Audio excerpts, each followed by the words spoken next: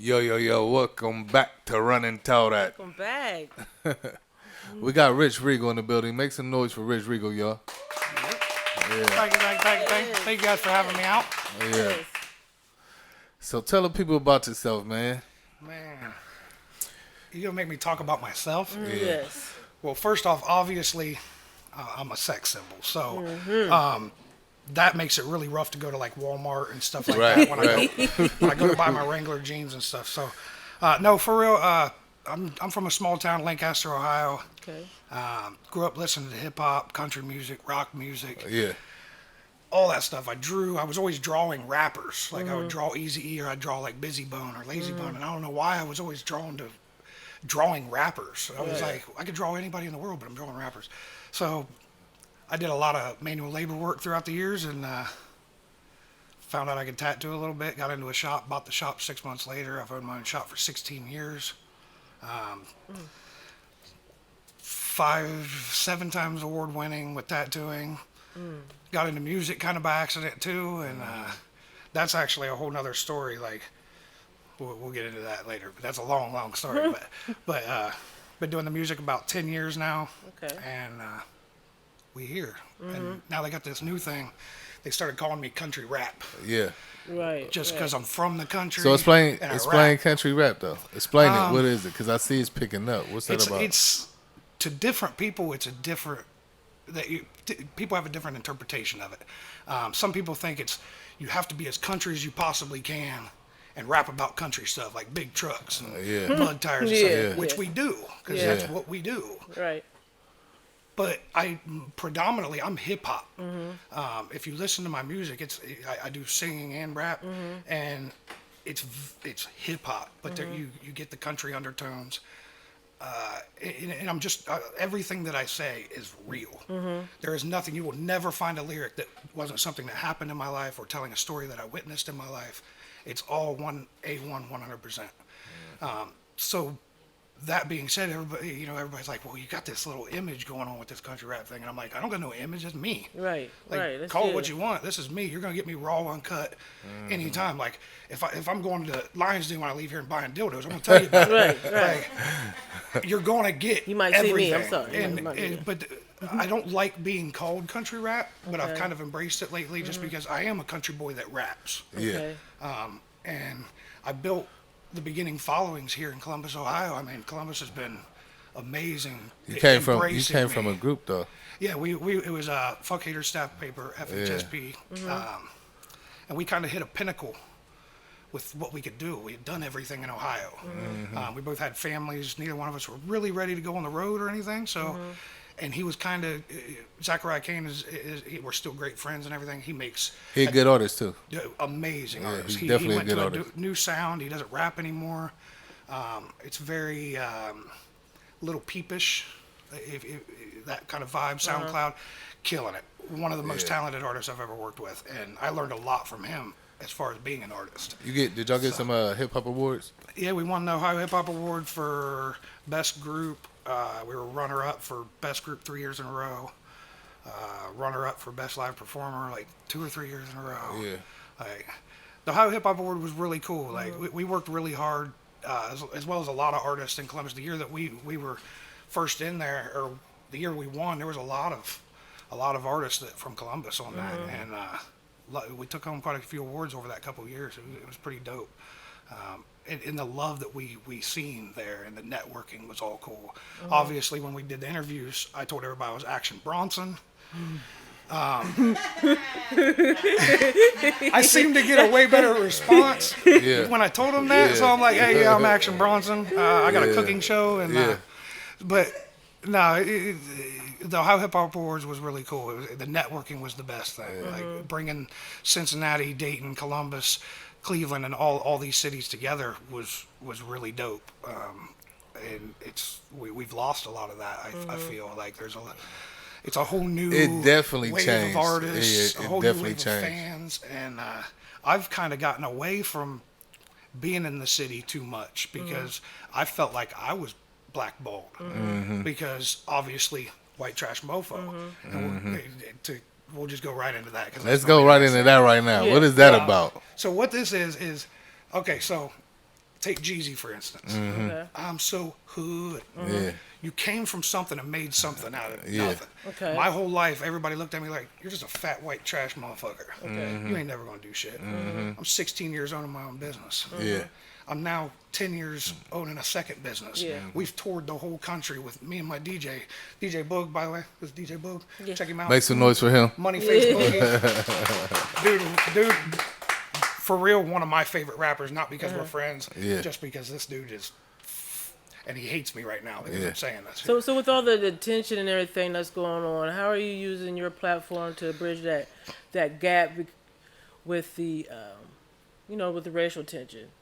Because on some of your shows, I've seen you've had the Confederate flags on your stage, but yet you're not offending your black artists. So how are your people? I was going to bring that up. You will never see a Confederate flag flown in my representation. Right. I've been on shows where there's been Confederate flags, and actually, one of my old videographers, he came out to one of the shows, and he was like, "Man, I don't feel comfortable with this." I was like, "I don't want you to ever feel uncomfortable." I was like, Right. "I can't speak for those people. Right. Right. Like, whatever they believe is what they believe.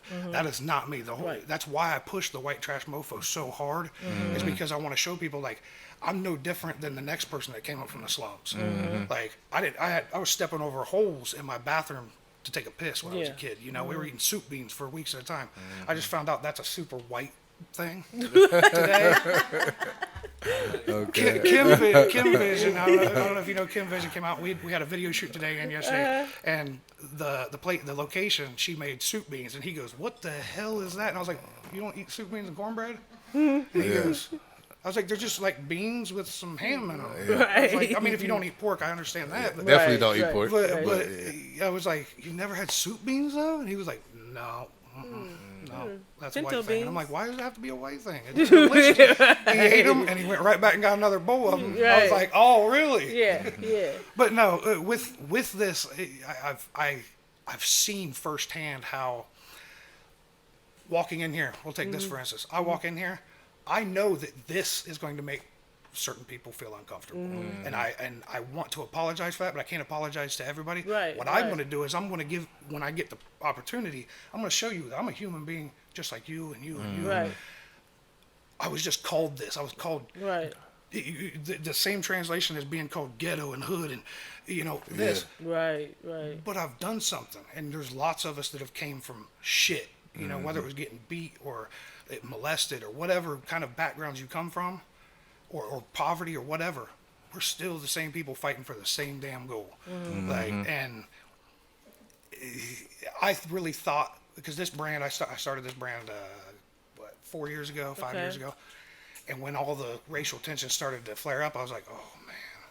So I reached out to a lot of my friends to see what, I want to hear what everybody else is saying. Like, give me the raw uncut. Do you feel like this is offensive? I've never been approached in a negative manner about it. Right. I do That's get some good. people like, what's that all about? The second I explain it, they're like, Oh, okay. I Right. get that. Like, it really has That's all it nothing to takes is do with race understanding. at Right, all. right. It's just, that's what I was called. Right. So if I'm going to be that, well, it kind of runs as an excuse sometimes to where I can be like, oh, well, my truck broke down. Well, I'm a white trash motherfucker. Yeah. I mean, I'm eating ramen noodles for 3 days. I'm a white trash motherfucker. I farted on old girl's coat back here. I'm a white trash motherfucker. Oh shit. I really didn't fart on anybody's coat. I'm sorry. So with the tattooing thing, how'd that follow? You know what I mean, with the music and the tattooing. It actually, both industries are very, very, very much alike. You got the catty motherfuckers over here that want to talk shit all the time in both lanes. You got people that hate on this person or hate on that person. I found in both lanes, if I just stay in my own lane, like, I'm the best in my lane. I will say that nobody in this world is better in my lane because I made my own lane. Right. But in both industries, that's what I do. I don't worry about what anybody else is doing. Okay, so they're doing that. Okay, well, so like, I'm going to do what I'm doing because it's real. Everything is so real. Like, I can't stress that enough. And I see so much fakeness in entertainment, and that there is a line there, and I understand that. it is entertainment, and I'm an entertainer. I'm not a rapper. I'm not a singer. I'm not a tattoo artist. I'm an entertainer overall. Like I tell people, you come to the shows, whether it's my pyrotechnics, we have full pyrotechnics, light show, everything. Like, we're not showing up, grabbing a microphone and rapping. Right. We're giving you an experience. You ever seen Pink Floyd?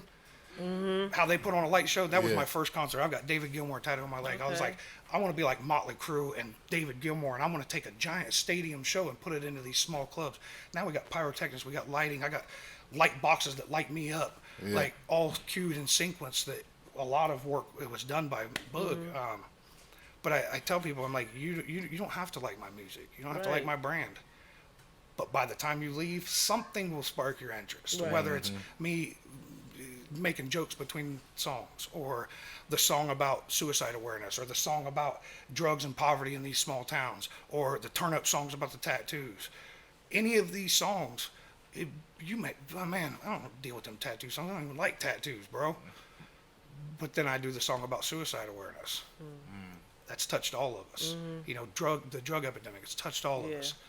And I hit these different angles that are all stuff that I've lived. So when it's all said and done, you don't have to like it, but you're going to remember it. And that's why I say I'm an entertainer. I'm not going to get up and rap, and you're going to be like, man, this dude's got the dopest bars I've ever heard. That's when he raps. But they are going to leave and be like, man, that fat, ugly dude just took his shirt off and bounced all over that stage. That like, white trash mofo up there. He got white boy tattooed this big across his belly. It's hanging over. I bet his belt buckle smells like rotten cheese. But guess what? You're talking about it when you leave, and they're going to be like, I mean, I got pulled over by state highway patrols one night, and they was like, wait a second, you're the fat dude that takes your shirt off on stage. You friend with Ryan Upchurch. And I'm like, uh-oh. Yeah. And he was like, no, bro, can we get a picture and stuff? Can we get an autograph? And I'm like, really? Like, just because I took my shirt off on stage, they didn't remember my music. But they remembered that I entertained them. I made them feel like they were part of that. So, because, like I said, it all boils back down to we're all after the same goal. Whether it's I'm on stage and I'm trying to achieve something, or I'm in the crowd trying to get that euphoric feeling from the artist that I'm watching. Let the people know where they can find you at. Everywhere. Everywhere? You everywhere. It's pretty much just Rich Regal 740 on everything. Merch is www.richregal740.com. My Pornhub account is the same. Everything. OnlyFans. I got the OnlyFans. Got them explicit, you know what I'm saying? I'm bubble pics for days. Okay. Everybody make some noise for Rich Regal. Thank you for being on the show. Thank you. Thank you. That was great.